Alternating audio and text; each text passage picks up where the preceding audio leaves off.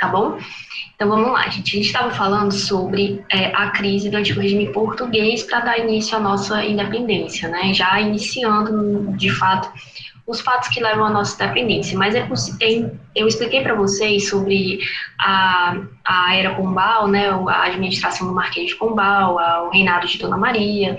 E a gente ia começar a ver ontem, não deu tempo, os movimentos de rebeldia do período colonial, certo? Que são os movimentos que vão ser uma evidência desta insatisfação com a relação entre a metrópole e a colônia, certo? Porque todos esses eventos são importantes para a sua compreensão, né, enquanto aluno, do que leva, de fato, fecha aqui para não ter esse barulho chato, sua compreensão do que leva a colônia a se rebelar, né, a romper com a metrópole no ano de 1822.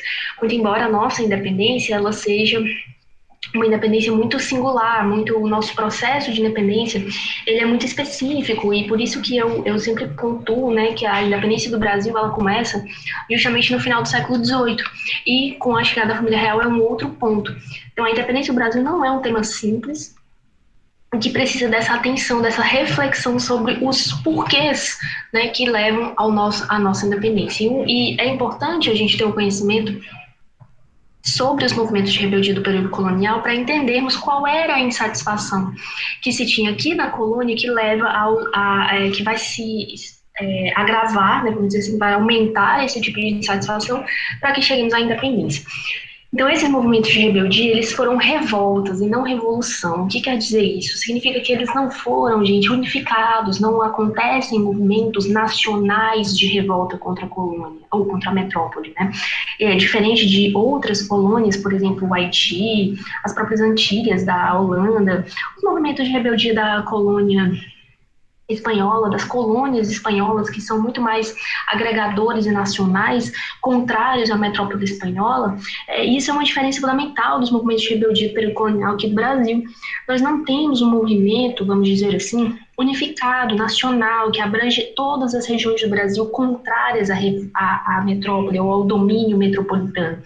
Então, aqui acontecem movimentos pontuais, revoltas locais em determinadas regiões por contextos locais, por insatisfações muito específicas daquela localidade. Então, isso dificulta, né, e responde até uma pergunta que talvez possa aparecer na cabeça de vocês, de por que essas revoltas não viraram a independência do Brasil naquele momento.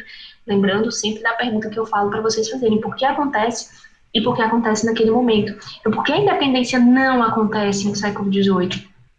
Um dos pontos justamente é essa falta de um Brasil, vamos dizer assim, não há um Brasil, não temos um sentimento de brasilidade nesse momento, o que dificulta, de fato, que se faça um movimento mais amplo, mais nacional, uma coisa mais articulada com diversas regiões, que seria, sem dúvida alguma, muito mais difícil para a metrópole controlar esse tipo de situação. Quando são revoltas pontuais, revoltas locais, é muito mais fácil de abafar. Certo? Então vamos ver algumas ideias, né, e por que esses movimentos acontecem. A inspiração, como eu coloco aí para vocês, são essas ideias francesas. O que isso quer dizer? São as ideias iluministas, né, que estamos vendo ao longo dessas últimas aulas, que vocês já estão ficando cansados de saber, e eu quero que vocês fiquem com muito cansaço de saber o que é isso, né, que vocês olhem assim, eu não aguento mais ver isso, eu já entendi, porque realmente entender isso para mim é fundamental para as provas de vestibular que vocês estão prestando. Então, essas ideias francesas que a gente chama são as ideias iluministas, as ideias contrárias ao antigo regime, que vão sim estar presentes na colônia brasileira. Embora concentrados na elite, concentrados nos colonos, certo, pessoal? Porque são eles que vão ter contato com essas ideias no exterior. Afinal, nós não temos aqui no Brasil, nesse momento, na colônia brasileira, nós não temos universidades, nós não temos a propagação desse tipo de conhecimento do meio intelectual da colônia brasileira. Quem podia estudar era a elite e estudava fora, na Europa, certo? Especialmente em Lisboa, que ainda tinha um certo controle sobre a disseminação dessas ideias. Mas, sem dúvida, o Brasil está inserido num contexto, nós não estamos alheios aos acontecimentos do mundo nesse momento, e é claro que haverá influências da Revolução Americana, que é a independência dos Estados Unidos, da própria Revolução Francesa, certo? E da disseminação dessas ideias no meio da elite, que reverbera, sem dúvida, para a sociedade colonial daquele momento. Então, eu vou pontuar aqui, se eu não me engano, são 4 revoltas, apenas para, né, exemplificar, aconteceram muitas outras, mas essas são as principais, a meu ver, e também na seleção, pelo que eu vi acontecer nos vestibulares. Então, vamos lá. A primeira que eu queria comentar com vocês é a Guerra dos Mascates, que acontece em Pernambuco, em 1710. Essa guerra, ela vai acontecer no contexto da saída dos holandeses da região, como eu comentei no ano passado, né, comentando rapidamente sobre a saída dos holandeses, em 1654. O que vai acontecer? Vai ter uma mudança muito drástica para a economia pernambucana, a economia do Nordeste como um todo, né, que era muito dependente do açúcar, era sem dúvida ao longo do século XVI e metade do século XVII, muito dinâmica, muito próspera, era a principal fonte de arrecadação da coroa portuguesa, era a economia do Nordeste, principalmente vinculada à economia do açúcar.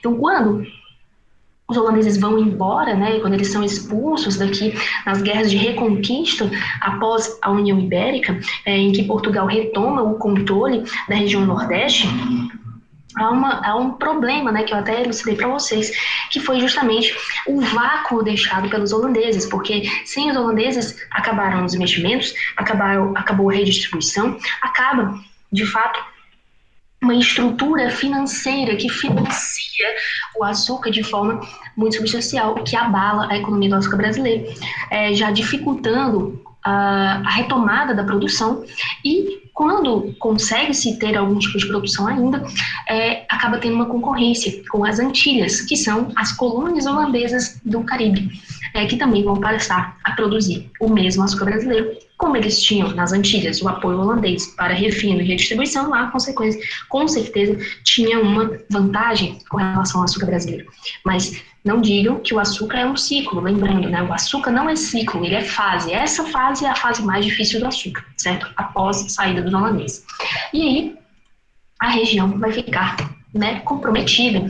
Esses senhores de terra, esses donos de terra, os senhores de engenho, eram os homens bons, né, que faziam parte da Câmara Municipal de Olinda, e Olinda era a capital da capitania de Pernambuco, consequentemente a Câmara Municipal de Olinda, que decidia sobre a cobrança de impostos, sobre como seria a organização política ali da região, inclusive de Recife, onde ficavam os mercadores, onde ficavam os mascates, que são os comerciantes portugueses. Afinal, né, só quem poderia fazer comércio eram os portugueses.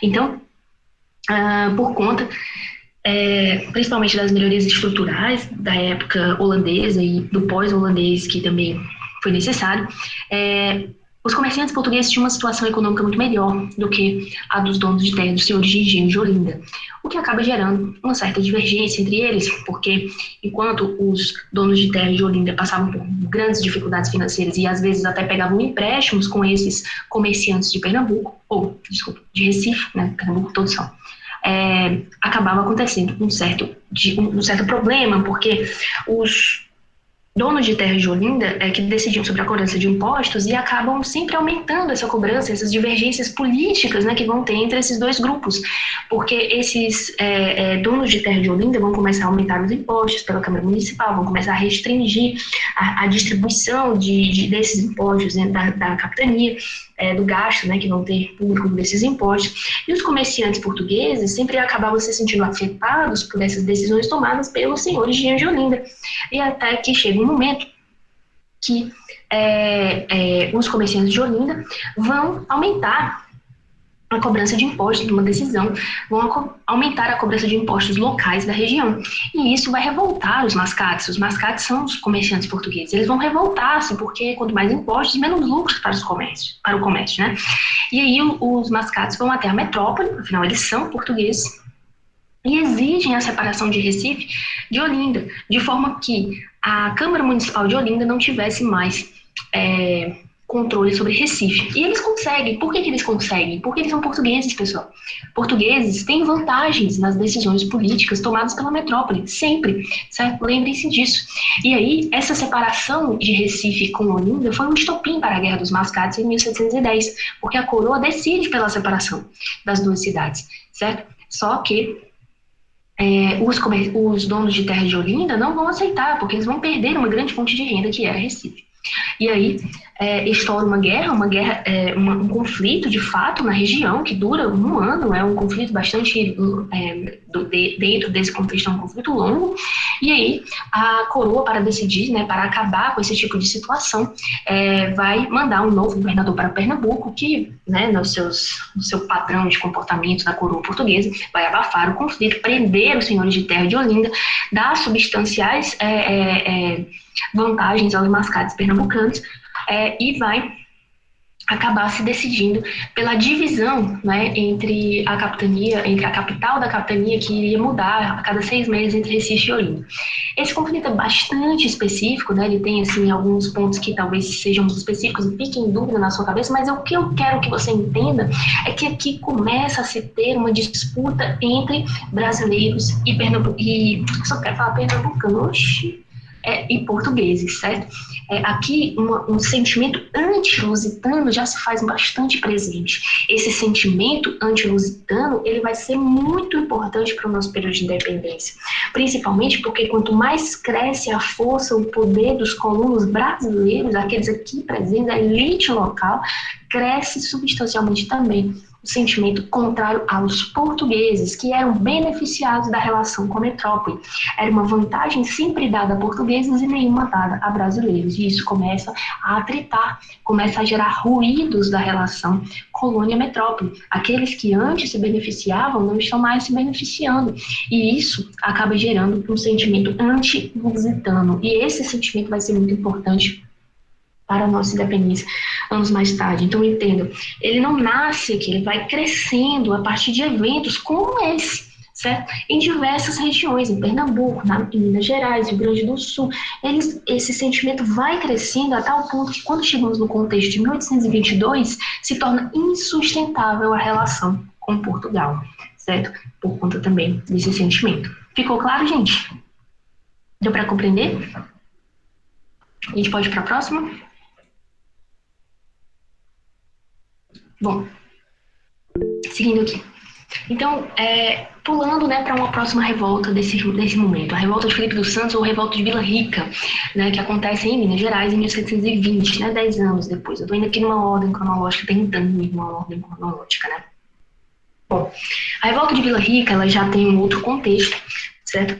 Vai demonstrar mais um tipo de insatisfação que se tem na colônia contra a metrópole, que é justamente que, nesse momento da história, né, 1720, a economia mineradora era, sem dúvida, a principal fonte de renda da coroa portuguesa, certo? Desde 1694 em diante, até mais ou menos a década de 30 do século XVIII, né, 1730, 1740, a gente tem um momento muito positivo do extrativismo mineral, né, da economia do ouro na colônia brasileira. E Vila Rica, que hoje é a cidade de Ouro Preto, certo? Era a maior cidade mineradora da região. Então, nesse momento, como eu falo para vocês, era a principal atividade econômica, a atividade mineradora. E a coroa portuguesa tentava aumentar o seu controle sobre a região, cobrando altíssimos impostos, e decide, né, nesse contexto, poucos anos antes, que era proibida a circulação de ouro em pó, ou de pepitas de ouro. Pepitas são pequenos cilindros de ouro, né, que era bem fácil de manusear. Só seria permitido a comercialização de ouro em barras. Por que a coroa toma esse tipo de decisão? Ela vai tomar essa decisão porque para evitar o contrabando, né? Porque o contrabando era a principal dor da coroa com relação à atividade mineradora. Porque a quantidade de ouro contrabandeado, gente, estima-se que era a mesma quantidade, ou talvez maior a quantidade, do que o ouro devidamente documentado e taxado, né? Que era pela coroa. E olha que foi muito ouro oficialmente coletado aqui no Brasil. Imagine você a quantidade do que tinha aqui, não é? Então, por conta disso, a coroa decide proibir, por quê? Porque na região das minas, na sociedade das minas, né, que a gente chama no contexto da economia local e da sociedade local da região de Minas Gerais, era circulado o ouro como uma moeda, como se fosse a moeda oficial.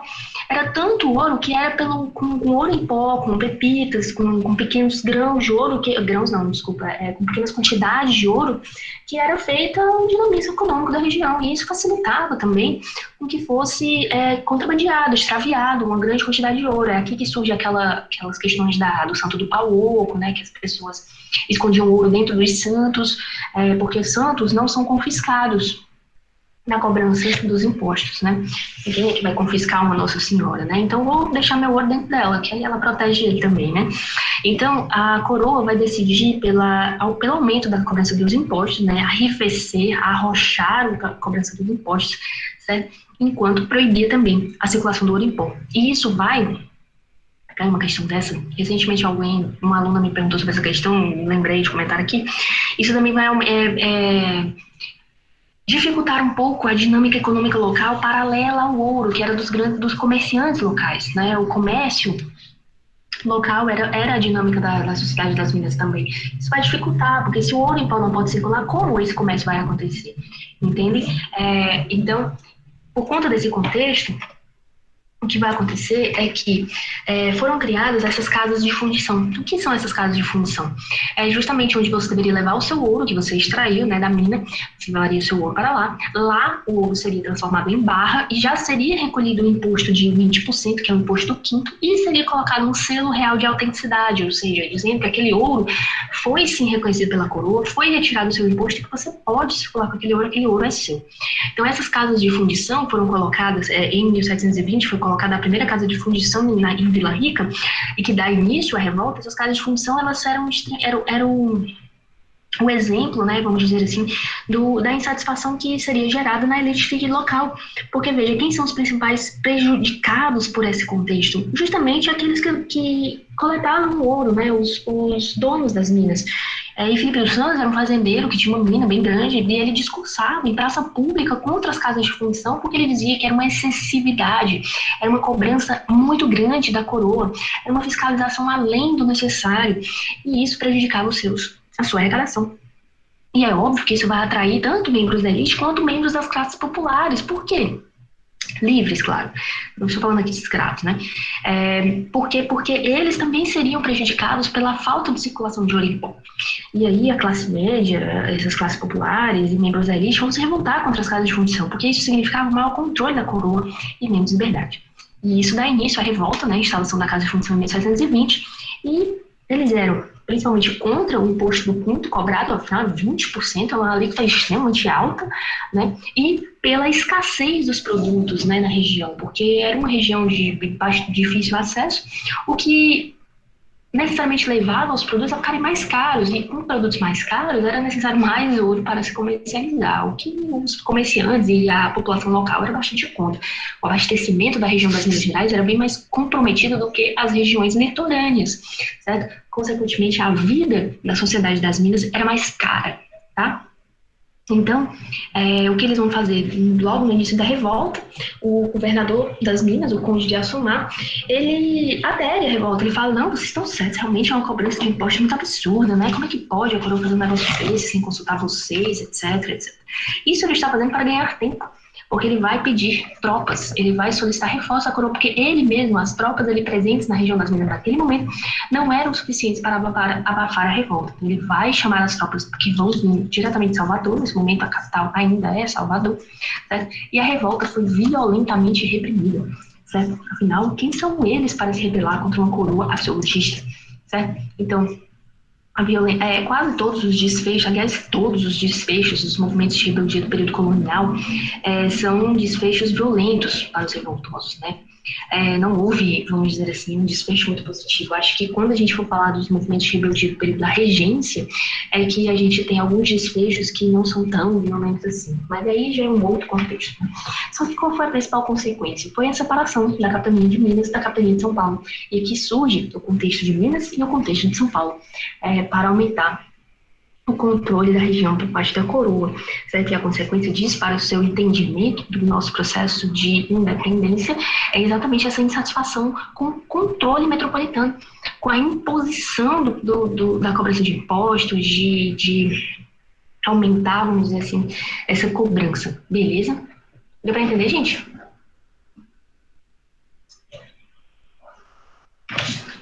Bom, falamos dessas duas revoltas, e, assim, o que temos para falar ainda é a Inconfidência Mineira, certo? Então, e a Conjuração dos Alfaiates. Eu acredito que a gente consiga falar ainda hoje, mas, assim, já deu a meia hora, né, da aula. Se vocês não se incomodarem, a gente pode continuar só para a gente concluir esse tema dos movimentos de rebeldia. O que vocês acham? E aí a gente começa na próxima aula com a vinda da família real. Já está aqui no embalo, né? A gente já vai falando, aproveita, né? Já está aqui dando essa aula. Vamos lá, rapidinho. Bom, a Inconfidência Mineira, por outro lado, ela vai acontecer bastante tempo depois, né? Estávamos falando do contexto em 1720, a Inconfidência Mineira já vai acontecer em 1789, bastante tempo depois, né? 60 anos depois, 69 anos, enfim, não, tô ficando doido. 69 anos, enfim. O que acontece, gente? O contexto da Inconfidência Mineira é completamente diferente da revolta de Vila Rica ou a revolta de Filipe dos Santos. Por quê? Porque a Inconfidência Mineira já vai ser num momento que a economia do ouro já estava praticamente no fim. Né? Já não temos o contexto de arrecadação e de riqueza que se tem, por exemplo, em 1720.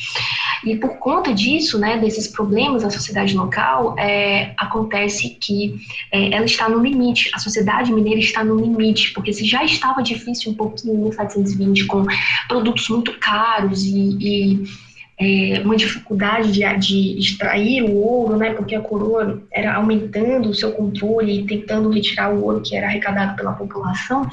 Nessa década, no final da década do século XVIII, realmente era um declínio, era só ladeira abaixo, a sociedade das minas, certo? Queda da produção do ouro, um aumento do controle metropolitano, etc. Embora tenha acontecido no mesmo ano da Revolução Francesa, né, 1789, cuidado, a Inconfidência Mineira não tem influência da Revolução Francesa, porque a Revolução Francesa acontece depois da Inconfidência Mineira, certo? Então, a grande influência da Inconfidência Mineira é realmente a independência dos Estados Unidos alguns anos antes. Certo? E quem eram esses inconfidentes, né? Quem eram esses congeladores, quem eram esses revoltosos do contexto da Inconfidência Mineira? Era justamente a elite. Por que a elite vai se revoltar? Porque a elite, nesse momento, gente, era a mais prejudicada, mais insatisfeita com o aumento do controle da coroa. Porque a elite era que tinha que pagar os impostos. Quanto mais aumentava o seu controle sobre o pagamento dos impostos, mais incomoda a elite, certo? Então, essa relação da elite local com a coroa, né, com a metrópole, ela começa a se tornar insustentável nesse contexto, certo? E quem foi o Tiradentes, né? Tivemos o feriado dele há pouco tempo atrás. José Joaquim da Silva Xavier, o Tiradentes, ele era uma exceção, ele não era elite, certo? Ele era um militar de baixa patente, ele exercia paralelamente o ofício de dentista, certo? E um comentário muito importante, o Tiradentes, ele não é a liderança da Inconfidência Mineira, ele não é o pensador da Inconfidência Mineira, ele não foi o cara que mobilizou, não, certo? Ele foi utilizado, isso é muito importante, tá? Essa reflexão. O Tiradentes, a figura do Tiradentes, a imagem do Tiradentes foi utilizada para a construção de um herói nacional, isso principalmente a partir da Era Vargas, que vai resgatar heróis nacionais, como Tiradentes sendo o grande símbolo da resistência contra os domínios portugueses. Certo? Sem dúvida ele era insatisfeito, ele participa da Inconfidência, mas ele não era a liderança. Tá? Por muitas décadas mesmo, nem se lembrou quem era o Tiradentes. Ele foi resgatado como uma memória para a criação de um símbolo nacional. Tá bom? Mas continuando aqui sobre a Inconfidência Mineira, quais são os fatos que levam à Inconfidência?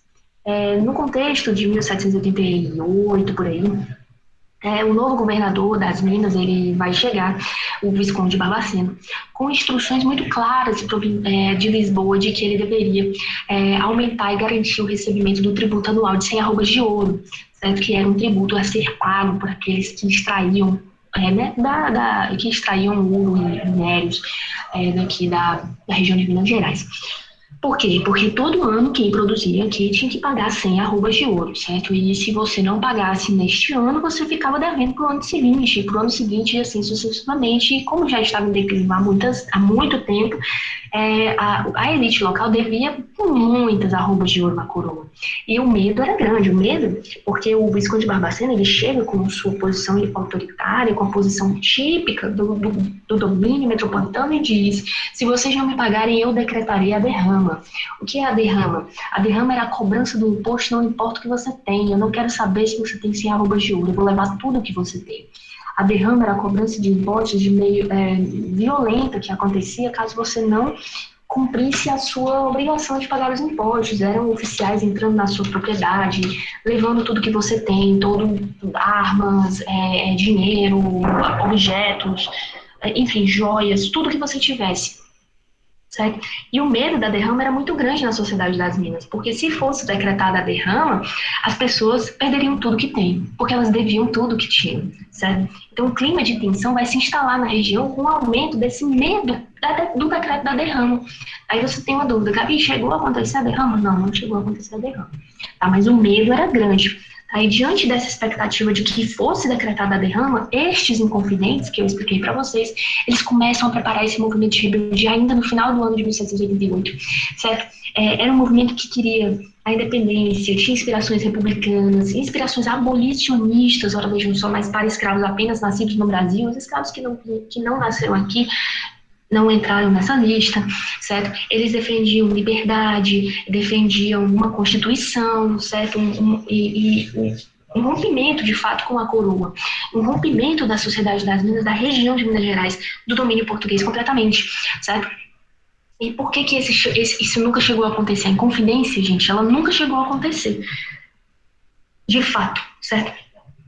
Porque um destes inconfidentes, Silvério, dos reis, né, que devia até as calças a coroa, ele vai denunciar a Inconfidência. Ele vai chegar para o governador e vai denunciar, olha, está acontecendo isso, isso e isso, e está acontecendo. E aí, o que eu ganho com essa denúncia? E o que ele ganhou foi o perdão de suas dívidas, né? E olha, para uma pessoa que estava endividada até as calças, perdoar as suas dívidas era uma maravilha. Então, assim, ele denuncia a Inconfidência e o governador consegue se antecipar ao estouro da revolta, prende os inconfidentes e manda o ofício para Lisboa, dizendo o que tinha acontecido. E aí, por que Tiradentes foi utilizado como um símbolo, né, da força da coroa metropolitana? Porque os outros membros, gente, eram elite. Vocês acham que os filhos dos fazendeiros, filhos de grandes comerciantes, iriam ser mortos e esquartejados e expostos em praça pública? Jamais. Alguns foram presos, outros foram exilados, né? Mas o Tiradentes não. Ele era comum, né? Vamos dizer assim, ele era baixa patente, ele não tinha dinheiro, ele não tinha uma família poderosa. Então ele foi utilizado como exemplo da força metropolitana para que servisse de exemplo a todo o território, de que não se revoltassem contra o domínio da coroa. Então ele foi morto, ele foi esquartejado, suas partes expostas em praça pública até que apodrecesse. Por isso aquele quadro tão famoso da morte de Tiradentes, que fica eternizado, certo? Alguma dúvida sobre a Inconfidência Mineira? Tranquilo? E por fim, a conjuração dos alfaiates, ou Inconfidência Baiana, ou Conjuração Baiana, né, que acontece na Bahia entre 1798 e 1799, né, alguns anos depois da Inconfidência Mineira. Este movimento eu coloco aqui como o último movimento de rebeldia, porque é um movimento essencialmente popular. Embora ele tenha a participação da elite baiana, mas ele é mais popular, ele é mais chegado às classes pobres, a classe popular da Bahia. Que contexto é esse que estava acontecendo lá? Bahia, especialmente, já havia sido em um passado não tão distante o grande centro econômico e social da colônia. Afinal, acontecia ali a capital, né? Na Bahia era onde acontecia esse dinamismo econômico e social focal da colônia. Até que isso muda, o eixo econômico e social muda para a região sul, né, para a região próxima às Minas, quando a capital muda para o Rio de Janeiro. E assim, o que acontece com a Bahia? Péssimas condições, né? O que antes já era difícil se torna mais difícil. A Bahia de certa forma, toda a região Nordeste, mas a Bahia, ela vai ter escassez de gêneros básicos, preços altíssimos, péssimas condições, né? Não há uma atenção dada à região de forma como era antigamente. E principalmente agora, sim, inspirados pelos movimentos da Revolução Francesa, a situação baiana chega a tal ponto que vão se revoltar, principalmente os pequenos comerciantes, né, os alfaiates da Bahia, por isso este nome, certo? Eles vão se revoltar contra essa falta vamos dizer assim, de atenção e de uma situação de vida bastante difícil, certo? Uma condição de vida péssima na cidade. E aí o que acontece? eles vão distribuir panfletos, eles vão distribuir jornais, eles vão tentar mobilizar as massas de Salvador com ideias revolucionárias inspiradas na Revolução Francesa para o rompimento com a coroa, certo? Então eles defendiam também a república, eles defendiam o fim da escravidão, o livre comércio, o aumento de salários dos militares, ou seja, vai bem inspirado nas ideias da Revolução Francesa, certo? Novamente, o movimento não chega a acontecer porque apenas a divulgação desses panfletos já foi suficiente para que a coroa tomasse ciência do que estava acontecendo através do governador. Eles tentam, né, ir até o governador para pedir o seu apoio e eles acabam sendo presos, né, os revoltosos, mortos, banidos, enfim, os escravos vendidos para regiões mais longe, né? E não há dúvida, o que eu quero que fique claro aqui deste movimento é que foi o primeiro movimento de grande expressão popular da colônia, né, e da história do Brasil, sem dúvida, e que também combinava essa aspiração de independência, era um movimento de ruptura, né, com Portugal, com essas reivindicações sociais, como aumento de salário, livre comércio, fim da escravidão, certo? Ainda no 1798 e 99. Tá? O que vai inspirar, sem dúvida alguma, no século XIX, início do século XIX, também o apoio de algumas dessas ideias por outras regiões do Brasil, especialmente no Nordeste, né, quando falaremos da Confederação do Equador, tá bom? E aí, gente, alguma dúvida sobre os movimentos que a gente tratou aqui nessa aula? Vocês podem perguntar para mim sem problema nenhum, tá bom? Muito obrigada aí pela compreensão, né, da gente repor esses minutinhos, tá bom? E qualquer coisa vocês podem me perguntar. Muito obrigada aí quem gravou a aula, agradeço demais. E a gente se vê. Se tem exercícios na apostila dessa revolução,